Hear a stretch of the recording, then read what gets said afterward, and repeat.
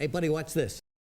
Yeah, let's talk about some custom hero cards made by you guys. And instead of Death Knights of old, this time around they had to be demon themed. So we have some incredibly cool designs. Let's jump into them. So up first, let's take a look at Lothraxion, probably the second most popular character submitted. I think a lot of people wanted to have fun with the idea of a demon who is also a paladin, and it's also cool because most people submitted a warlock card, so anything that stepped outside of warlock felt really nice. And this will not be the last Lothraxion in this video, but this one comes from King Kuba at 9 mana with 15 armor. Fairly familiar battle cry here. Set the attack and health of all enemy minions to 1, so a bit like Shrink Ray, but only impacting the opponent's side of the board. So it'd probably be hard to combo this one with like a Wild Pyromancer, for instance, since this isn't a spell, but still a way to negate your opponent's board, so you have some time. Also with 15 armor, you've got a defensive play here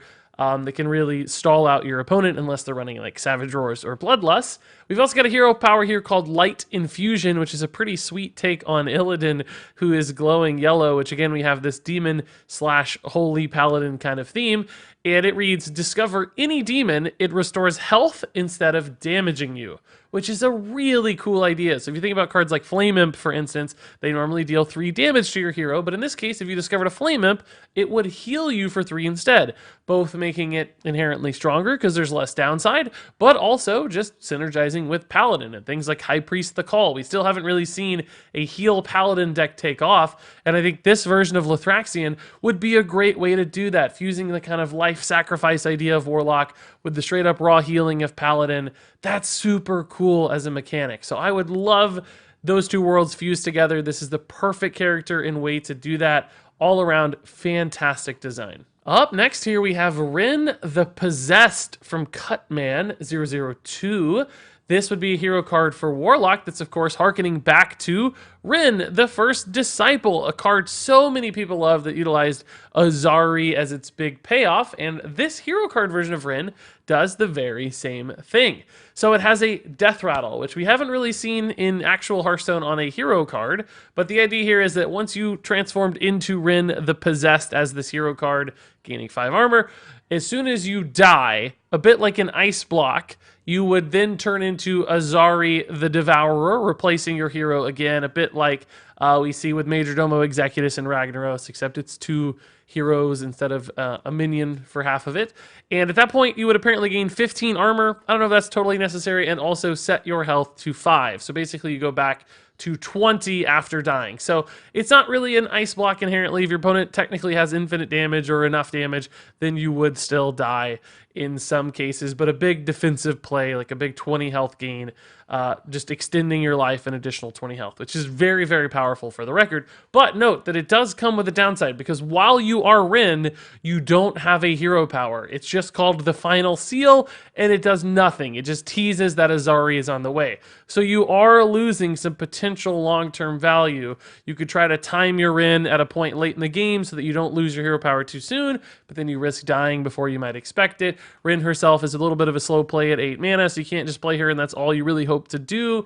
There are some issues here getting the Azari off, but once you do, you have a really powerful thing because it's a heal 20, death denial, and it has a cool hero power for 4 mana called Azari's Hunger, which allows you to destroy a minion and then gain 1 health. So basically, even though your health was set to 5, you can use this as a way to start to regain some additional health points, healing back every turn while removing a threat of your opponents. And of course, a non-conditional single target removal for 4 mana like that is very, very powerful. So a great hero power. Just takes some downside, some tempo sacrifices, and some work to get there. But I love this idea of recapturing Rin, a beloved character. Also just capturing the inevitability of Azari. Like that Rin storyline where you knew Azari was going to hit and you were probably going to lose the game was such a fun thing to see in Hearthstone. This does the same kind of thing. Like once Azari gets on lock, like gosh, my opponent is going to be just removing everything I have. It's going to be so hard to get there. So that sense of impending doom is really cool. There's a little bit more chance to overcome it, I would argue, but a fantastic storytelling component for this card. Now, I'm sure there are about 47 different ways to tackle some balance issues on this one. I think people out there will think it's too strong. Others will think it's too weak. and I'm somewhere in the middle, but I'm sure we could tweak some numbers here. Mana costs, armors, the health gain on the hero power, whatever it is. Feel free to tweak the numbers a little bit. I'm not saying these are perfect from a balance standpoint, but from a mechanic and idea standpoint, I think this is really, really well done. So next up here, let's move on to Gor the Devourer from Carbonated Cheese. Fantastic name there. A 6 mana hero card, and it reads, both players draw 3 cards, 5 armor, and then the hero power is life sap. It makes your opponent draw a card, and they also take 2 damage. So this is basically the opposite of Warlock's hero power, forcing your opponent to get stuff at a little bit of a life cost. So what we have here is basically a mill style hero card. You've got what is essentially a Cold Light Oracle style effect on the hero card itself, and then this repetitive card draw from the hero power. Now you might say, oh my gosh, Regis, you're going to make them burn so many cards. But keep in mind, that's not always the case, and in some matchups, in fact, this would be really, really bad. It might be like, oh, 100 hero power, I'm going to deal 2 damage to their face every time, but don't forget you're giving them additional resources as well. So there is very much an inherent trade-off. If they're not at a full hand and they're not milling stuff, this hero power is probably not worth it, just because the resources they're gaining are really, really scary, and they can utilize those to overwhelm you, swarm you, whatever it might be, find damage, find combos. So some real risk inherent to this one, but when things do line up and you're able to successfully burn some of their cards, push them towards fatigue, or just get unavoidable damage, this presents an interesting alternate win condition and a different way to play for a class, a mechanic and archetype we don't really see in Standard Hearthstone right now either, that I wouldn't hate to come back in limited cases, and one card here or there would satisfy that pretty well. So all around, Gor the Devourer is a pretty neat design. Moving on here to Xavius the Nightmare Lord from Hax, a 7 mana druid hero card with a battle cry that reads, set your mana crystals to 5. You can't gain mana crystals for the rest of the game. So this is a 7 mana card that immediately pushes you back to 5 mana and you're stuck there. Which is really cool, first off, because I like mana manipulation. That's a thing Druid is known for right now with their quest. They have all these ramp cards in the past, innervates. This fits that theme very well, but it twists it backwards. It makes it, instead of the dream world and the nature world, the nightmare, the corrupted world of Xavius. So a perfect fit for taking what Druid's good at and flipping it on its head, right? And then you've also got Nightmare Corruption here, the passive hero power, and the reason that your mana is going to be so significantly capped. It reads, after you play a minion, summon a satyr with stats equal to its cost. So basically, if you play a 5 mana minion after playing your Xavius, you're going to get a free 5/5. And for the rest of the game, you can get free stats on board via this hero power at 0 mana cost, but at a big check on how much you can do, right? So there are some magic numbers, like, playing a 5 mana minion is pretty awesome, a 5/5. You could play 5 1 mana minions, but it won't work out as well because the board is going to get too full, right? So there are all kinds of numbers you'd have to figure out for this one. Maybe playing a couple 2 or 3 mana minions is the best bet to go wide and just keep reloading the board, but you can't do a ton in any given turn, so you have to build your deck and support it in a way where there's enough minions, there's enough maybe follow-up damage, enough buffs, things that don't cost too much mana, so everything's probably 5 or less except for your Xavius. This is only a late game condition, right? It's not something that's happening early in the game. So what does all that mean for deck building and how you structure it? That's awesome. That's a puzzle I'd like to solve. And I think cards like this that create those opportunities to make cool things and try out crazy ideas and reshape how decks are built and understood, those are awesome designs. And that's why I like Xavius here so much from both a fantasy standpoint, but also from a gameplay mechanics standpoint. So now let's move on to Kil'Jaeden the Deceiver from Creed. This was probably the most submitted character, I think, a demon a lot of people recognize and love from Warcraft. 7 mana Warlock hero card this time. 4 armor. Battle cry for the rest of the game. All minions count as demons. Which is pretty crazy. That's some interesting synergy right off the bat. Things like Sacrificial Pact suddenly becomes incredibly efficient removal after you've played Kil'Jaeden. And then, of course, Warlock also has some ways to buff their own demons and synergize with demons. So some additional upsides on your own minions as well. And then we have a hero power that's very complementary to this. It is Fel Corruption. It's 2 mana. And add a random minion that started in your opponent's deck to your hand. It costs 2 less. So essentially the idea here is Kil'Jaeden, this deceiver, this deceptive demon, is tricking your opponent's minions into fighting for his cause, right? And it does get a discount of 2 mana, so it's not like you're paying a lot for this hero power. You're going to be able to utilize those discounts pretty much immediately if you're playing those minions or stacking up some mana benefits for later. And keep in mind, the minions that you do copy from your opponent are going to be demons as well, so any synergies built in your deck aren't broken because of your Fel Corruption. But I love the idea that he is tricking people to join his side. And this is a really cool resource generator as well. And it's even cool against things like combo decks, because you could almost reassemble your opponent's combo or create synergies within their deck in your own hand now as well, once you accrue multiple resources. So some really neat interactions with an idea like this one. I am a little scared of infinite value generators always, but because it's random, because some stuff just won't be that impactful or won't work well with your deck, there are still some checks and balances here. Also, Kil'Jaeden itself is a pretty slow play for 7 mana. Like, you're taking a big pass turn, so this is only going to be good in certain matchups at certain points in the games. There are some checks there as well. So all in all, I think it's okay that it's an infinite value generator, and it's just a really fun take on one of the most iconic demons in Warcraft history. So now let's move over to Mannoroth the Destructor, an 8 mana hero card for Warrior from Elaine Blandy. And its battle cry reads, equip a 2-bladed sword. The 2-bladed sword is a weapon that is a 4/4 with Wind Fury. So keep in mind, you can immediately do 8 damage with this card. You could also trade into the board fairly reasonably. A bit better than Doomhammer in a lot of ways, I would say, because the damage is faster than Doomhammer, even though it has the same total amount of damage.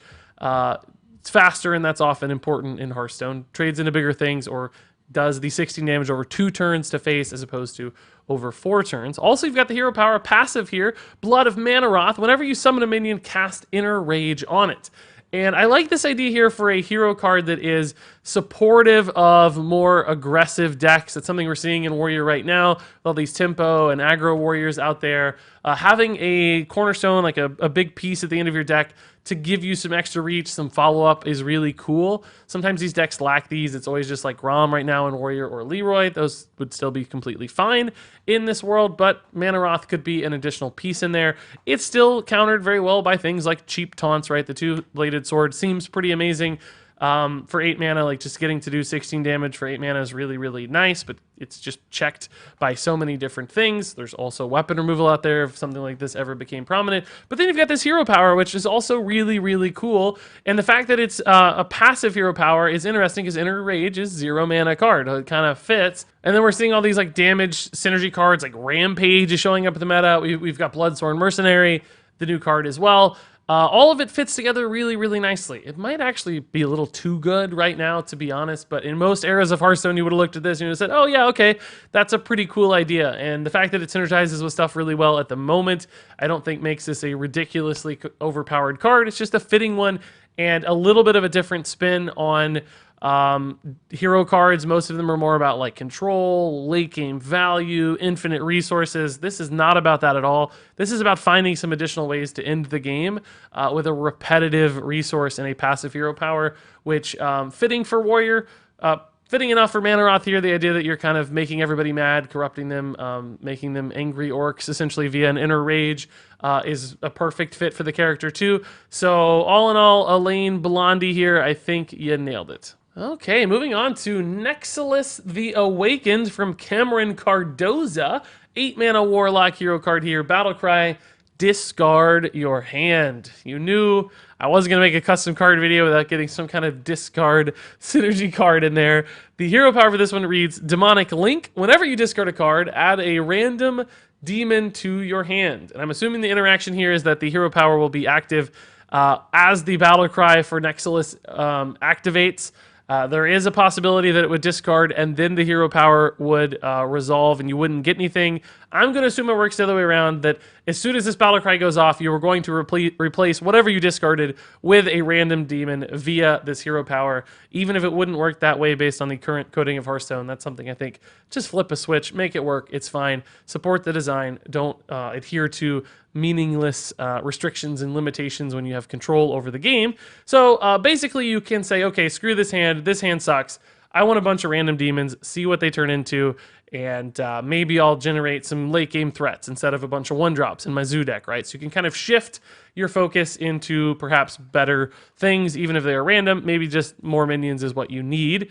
Beyond that, you have some discard synergy possibilities when you can discard your entire hand.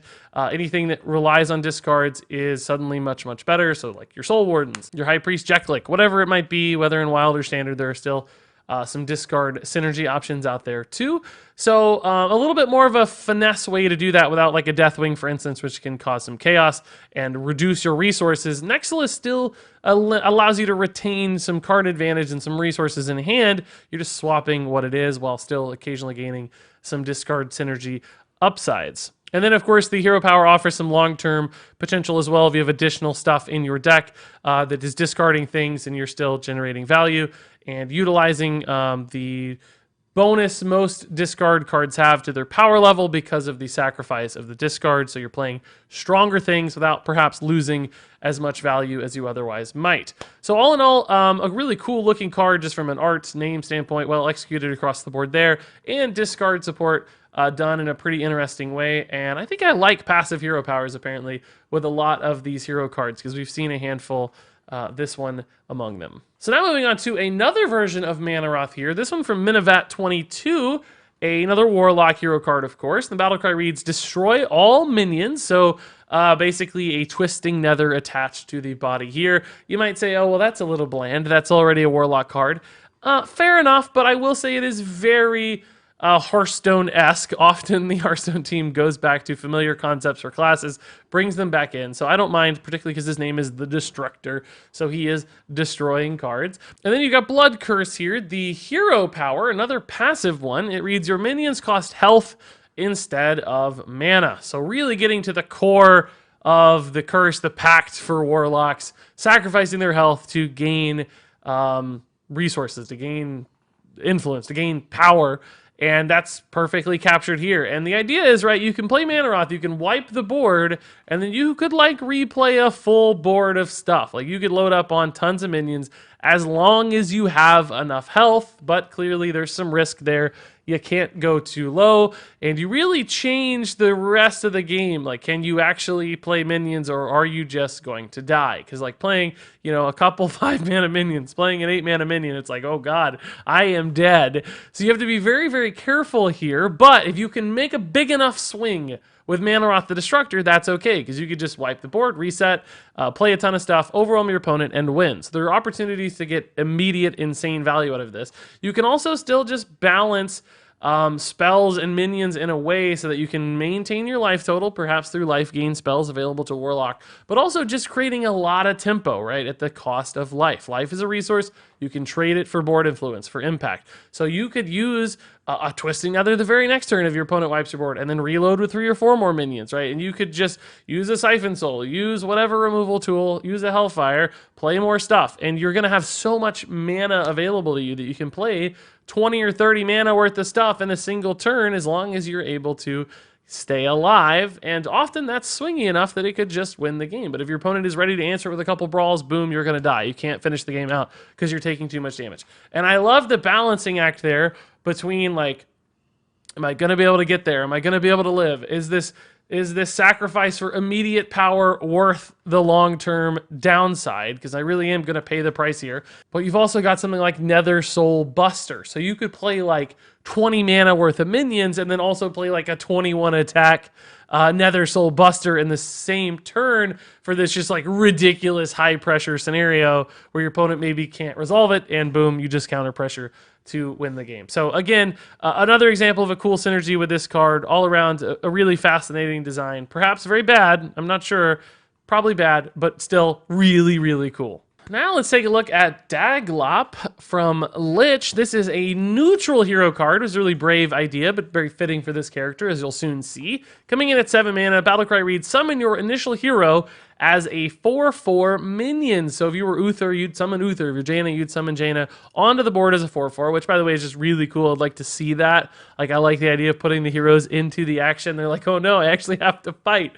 And then the hero power is Unfair Contract. If you don't have your initial hero as a minion, summon them back. So the idea is basically like they've sold their soul to Daglop, and he keeps bringing them back into the fray even after they've perished at the hands of your opponent. But mechanically speaking, that's really cool because you basically have a 4/4 that you're always able to just get onto the board, reminiscent of things like Jiraxxus' hero power summoning a 6/6, or even the new Warrior Quest hero power summoning a 4/3. But you give your opponent this decision-making process where it's like, well, shoot, do I kill the 4/4? He's just going to bring it right back.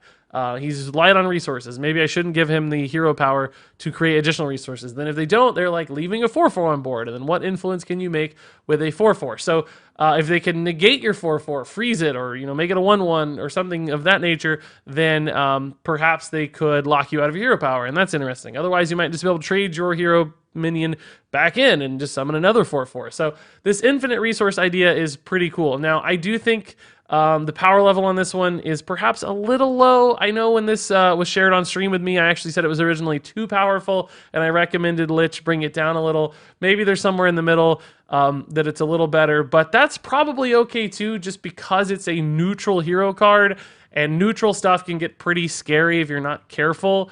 So even though I think this is not likely to scale out of control or break the game in some way in any given class, just because possibilities exist there across so many different kinds of decks, you do have to be careful. So even if the power level's a little low, the idea of capturing Daglop, as he is in World of Warcraft here, signing a contract for your player character, that's really cool. The fantasy, the storyline, all of that's great with this card, so willing to forego any kind of balance issues, because otherwise Daglop does a lot of really cool stuff. So finally here, one last hero card. It's Lothraxion again, this time from Amaltheos, and it's 7 mana. Battlecry, very reminiscent, but instead of only being enemy minions, this time it is all minions, much like Shrink Ray. And I think the hero powers here are really interesting, capturing, again, perhaps the duality a little bit between the demonic and holy sides of the character. Although these are both technically holy, perhaps one's a little bit more aggressive, one a little bit more friendly. Holy Touch restoring 4 health, and Holy Strike dealing 4 damage. And if you use them each 3 times, then they're going to switch to the other one,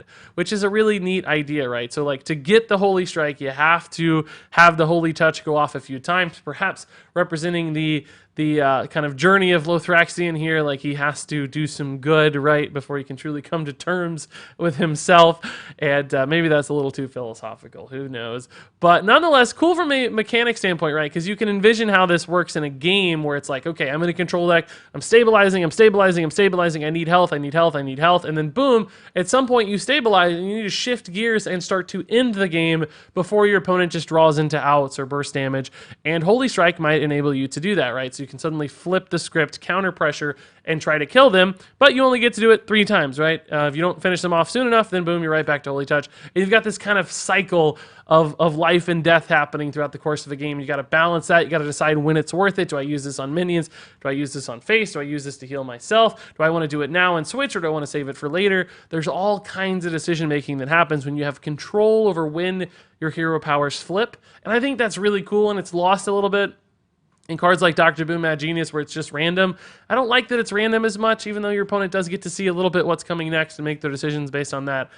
Giving the player who is the hero a little bit more influence over that could be really, really cool, and I think this card would help deliver that experience. All right, folks, that wraps it up for this custom card review. Some really cool designs. Hero cards are tough because there's so many ways you can break the game. Things can go wrong. A lot of different elements to a hero card, but ultimately I think you guys did some really cool stuff in this one. That said, I'm sure you're curious about next video's submissions, and this time around I want you to design cards based around Final Fantasy VII.